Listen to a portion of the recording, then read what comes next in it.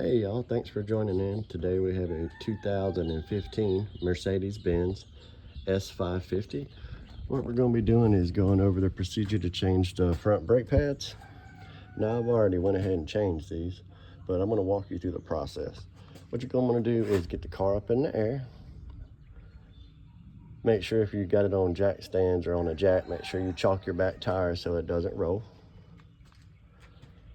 This is your front brake caliper on the driver's side. What you're going to want to do is you can normally take a flat blade screwdriver and get right in here and kind of pry back, and it'll press the two pistons in on the front side of the caliper. And you do the same thing to the back pad.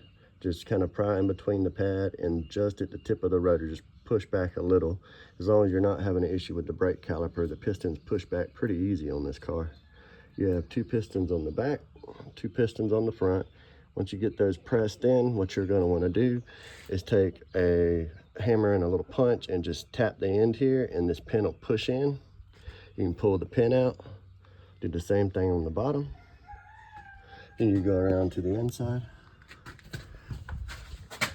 and there's going to be two bolts that hold the caliper on. They're 13/16, one here, one there. Once you take those loose, you have these two pins knocked out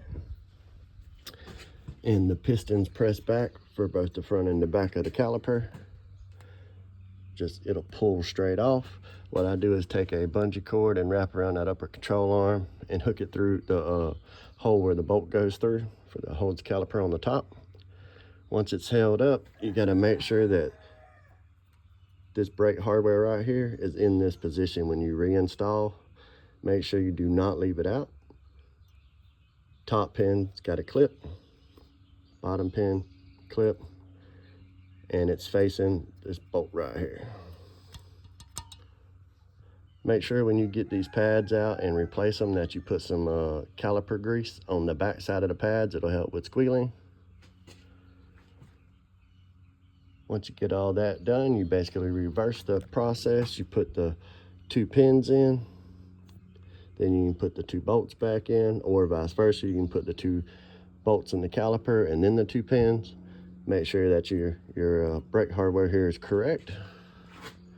Tighten it all back up and replace the tire. Make sure y'all like and subscribe, and if y'all have any comments, feel free to leave them below.